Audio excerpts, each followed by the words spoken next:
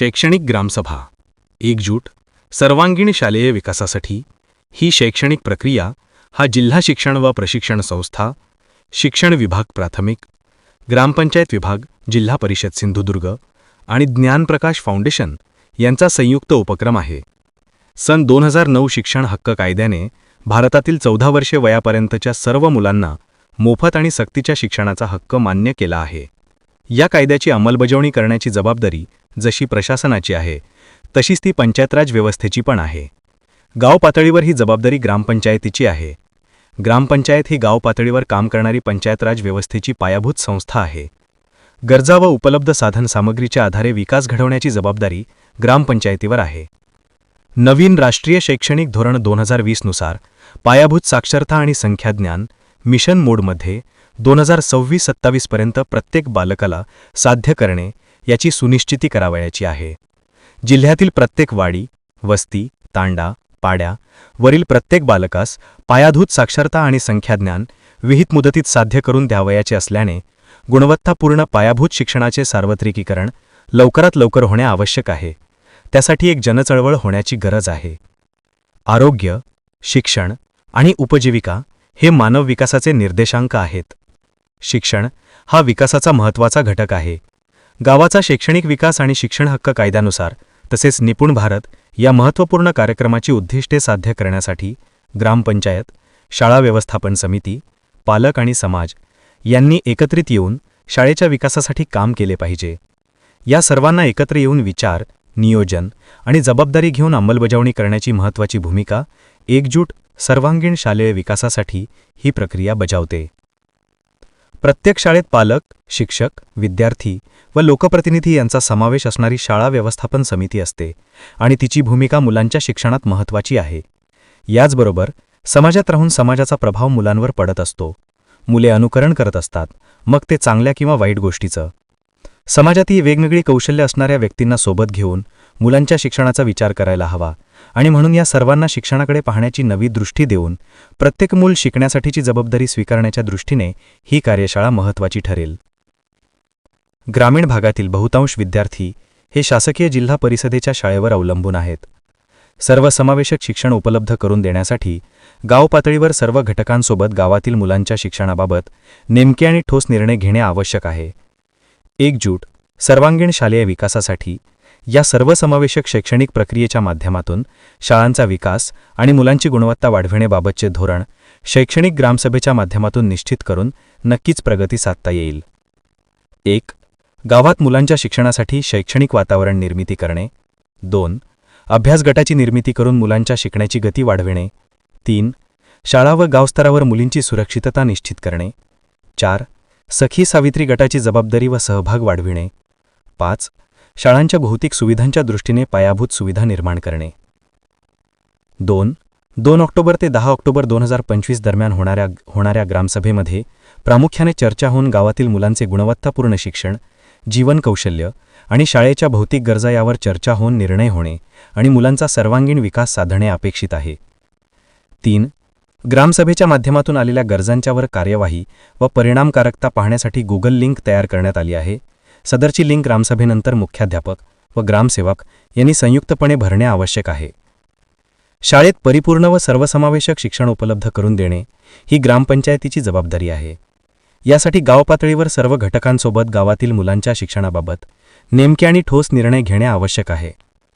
शैक्षणिक ग्रामसभेच्या माध्यमातून शाळांचा विकास आणि मुलांची गुणवत्ता वाढविण्याबाबतचे धोरण निश्चित करून प्रगती साधता येईल. प्रस्तावना. सन 2009 शिक्षण हक्क कायद्याने भारतातील 14 वर्षे वयापर्यंतच्या सर्व मुलांना मोफत आणि सक्तीच्या शिक्षणाचा हक्क मान्य केला आहे. या कायद्याची अंमलबजावणी करण्याची जबाबदारी जशी प्रशासनाची आहे तशीच ती पंचायतराज व्यवस्थेची पण आहे. गाव पातळीवर ही जबाबदारी ग्रामपंचायतीची आहे. ग्रामपंचायत ही गाव पातळीवर काम करणारी पंचायतराज व्यवस्थेची पायाभूत संस्था आहे. गरजा व उपलब्ध साधनसामग्रीच्या आधारे विकास घडवण्याची जबाबदारी ग्रामपंचायतीवर आहे. नवीन राष्ट्रीय शैक्षणिक धोरण 2020 नुसार पायाभूत साक्षरता आणि संख्याज्ञान मिशन मोडमध्ये 2026-27 पर्यंत प्रत्येक बालकाला साध्य करणे याची सुनिश्चिती करावयाची आहे. जिल्ह्यातील प्रत्येक वाडी, वस्ती, तांडा, पाड्यावरील प्रत्येक बालकास पायाभूत साक्षरता आणि संख्याज्ञान विहित मुदतीत साध्य करून द्यावयाचे असल्याने गुणवत्तापूर्ण पायाभूत शिक्षणाचे सार्वत्रिकीकरण लवकरात लवकर होणे आवश्यक आहे. त्यासाठी एक जनचळवळ होण्याची गरज आहे. आरोग्य, शिक्षण आणि उपजीविका हे मानव विकासाचे निर्देशांक आहेत. शिक्षण हा विकासाचा महत्त्वाचा घटक आहे. गावाचा शैक्षणिक विकास आणि शिक्षण हक्क कायद्यानुसार तसेच निपुण भारत या महत्त्वपूर्ण कार्यक्रमाची उद्दिष्टे साध्य करण्यासाठी ग्रामपंचायत, शाळा व्यवस्थापन समिती, पालक आणि समाज यांनी एकत्रित येऊन शाळेच्या विकासासाठी काम केले पाहिजे. या सर्वांना एकत्र घेऊन निर्णय, नियोजन आणि जबाबदारी घेऊन अंमलबजावणी करण्याची महत्त्वाची भूमिका शैक्षणिक ग्रामसभा ही प्रक्रिया बजावते. प्रत्येक शाळेत पालक, शिक्षक, विद्यार्थी व लोकप्रतिनिधी यांचा समावेश असणारी शाळा व्यवस्थापन समिती असते आणि तिची भूमिका मुलांच्या शिक्षणात महत्त्वाची आहे. याचबरोबर समाजात राहून समाजाचा प्रभाव मुलांवर पडत असतो. मुले अनुकरण करत असतात, मग ते चांगल्या किंवा वाईट गोष्टीचं.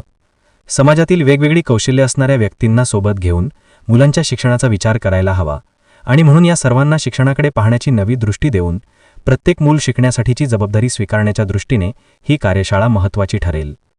शासकीय योजना, 15वा व येऊ घातलेला 16वा वित्त आयोग, ग्रामपंचायत निधी, लोकसहभाग या व्यतिरिक्त गावातील मनुष्यबळाचा शाळेच्या विकासात योग्य प्रकारे वापर केल्यास मुलांच्या शैक्षणिक विकासात भर पडेल. स्थानिक ज्ञानसंपदेचे जसे की संगीत, खेळ, गायनवादन कला याचे योग्य नियोजन करून मुलांच्या शिक्षणासाठी वापरता आले तर मुलांचे शिक्षण आनंददायी होईलच, शिवाय त्यांच्या शैक्षणिक क्षमता विकसित होतील. या सर्व गोष्टींचा विचार करून शाळेच्या सर्व समस्यांचे एकत्रीकरण केले आणि त्यावर उपाययोजना आणि ठराविक कालावधीत या समस्या सोडवण्यासाठी जबाबदारीचे वाटप केले तर शाळेचा सर्वांगीण विकास सहज शक्य आहे. ज्ञानप्रकाश फाउंडेशनने नंदुरबार, परभणी, सातारा, रत्नागिरी जिल्ह्यांमध्ये घेतलेल्या सुमारे 4000हून अधिक शैक्षणिक ग्रामसभांच्या माध्यमातून हे दिसून आले आहे. ज्ञानप्रकाश फाउंडेशन हे महाराष्ट्रातील सुमारे 17 जिल्ह्यांमध्ये शासकीय यंत्रणेसोबत शैक्षणिक गुणवत्ता उंचावण्यासाठी काम करीत आहे. शाश्वत विकासासाठी ग्रामीण प्राथमिक शिक्षणाचा दर्जा उत्तम असणे गरजेचे आहे. ग्रामीण भागातील बहुतांश विद्यार्थी हे शासकीय जिल्हा परिषदेच्या शाळेवर अवलंबून आहेत. ज्ञानप्रकाश फाउंडेशन अशा विद्यार्थ्यांना दर्जेदार शिक्षण मिळावे म्हणून काम करीत आहे. यामध्ये शिक्षक, समाज आणि शासकीय यंत्रणा यांची भूमिका महत्त्वाची आहे. ज्ञानप्रकाश फाउंडेशन या दृष्टिकोनातून वरील 3ही घटकांना सोबत घेऊन काम करीत आहे. प्रत्यक्ष बदलातून शासकीय यंत्रणा सक्षम करणे आणि पूर्ण जिल्ह्याच्या शैक्षणिक विकासाला चालना देणे यासाठी जिल्हा शिक्षण व प्रशिक्षण संस्था, सिंधुदुर्ग आणि ज्ञानप्रकाश फाउंडेशनचे सध्या प्रयत्न सुरू आहेत. देशातील प्रत्येक मुलाचा सर्वांगीण विकास घडवून आणण्यासाठी शाळा सक्षम व परिपूर्ण व्हाव्यात हेच ज्ञानप्रकाश फाउंडेशनचे स्वप्न आहे. शाश्वत विकासाची ध्येये. संयुक्त राष्ट्रसंघाने शाश्वत विकासाच्या उद्देशाने जाहीर केलेल्या जागतिक कार्यक्रम 2030 मध्ये 17 शाश्वत विकासाची ध्येये व त्या अंतर्गत 16 साध्ये यांचा समावेश असून हा कार्यक्रम 1 जानेवारी 2016 पासून लागू झाला आहे. सर्वांना सोबत घेऊन चला हा या जागतिक कार्यक्रमाचा गाभा आहे. जगभरातील 193 देशांनी एकत्र येऊन संयुक्त राष्ट्रांच्या नेतृत्वाखाली शाश्वत विकास उद्दिष्टे निश्चित केली. 2030 पर्यंत गरिबी निर्मूलन, शांततेचा आनंद घेणे आणि सर्वांसाठी समृद्धी ही प्रमुख उद्दिष्टे आहेत. भारत सरकारने यांचा स्वीकार केला आहे. शाश्वत विकासाची ध्येये साध्य करण्यामध्ये सन 2022 मध्ये भारताचा क्रमांक जगात 121 आहे. तसेच नीती आयोगाने जाहीर केलेल्या आकडेवारीनुसार महाराष्ट्र राज्याचा देशात 5वा क्रमांक आहे. गुणवत्तापूर्ण शिक्षण. शाश्वत विकास ध्येयांमध्ये गुणवत्तापूर्ण शिक्षणाचा समावेश प्रामुख्याने केला गेला आहे. भारत सरकारने ही ध्येये साध्य करण्यासाठी शाश्वत विकास ध्येयांच्या 9 संकल्पना मांडल्या. गावातील सर्व मुलांना निर्धोक आणि सुरक्षित वातावरण तसेच चांगले गुणवत्तापूर्ण शिक्षण आणि आरोग्य सेवा उपलब्ध करून देणे या दृष्टीने बालस्नेही गाव ही संकल्पना मांडली. शैक्षणिक ग्रामसभांच्या माध्यमातून ही संकल्पना सर्व गावांपर्यंत पोहोचू शकते. सोबतच गाव विकास आराखड्यामध्ये यावर नियोजन होईल. बालस्नेही गाव. मुले ही जगातील सर्वात मौल्यवान संसाधने आहेत आणि भविष्यासाठी उमेद आहे. दूरदृष्टी. सर्व मुले त्यांच्या पूर्ण क्षमतेपर्यंत पोहोचण्यासाठी त्याचे अस्तित्व, सहभाग आणि संरक्षण या हक्काचा आनंद घेऊ शकतील याची खात्री करणे. स्थानिक ध्येय आणि लक्ष्ये. आरोग्यदायी मुले.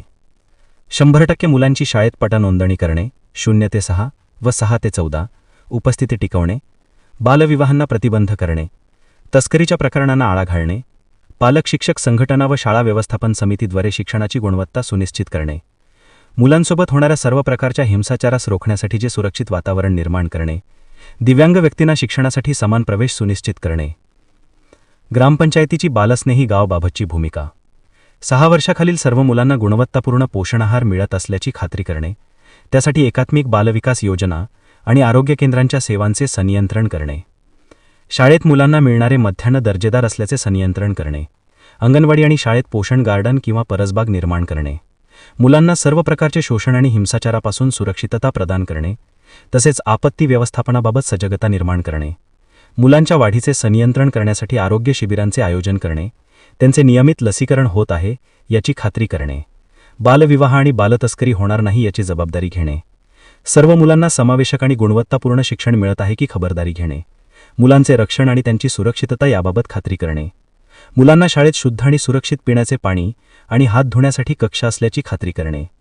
बालमजुरीच्या केसेस कमी करणे, बालकांचे स्थलांतरावर लक्ष ठेवणे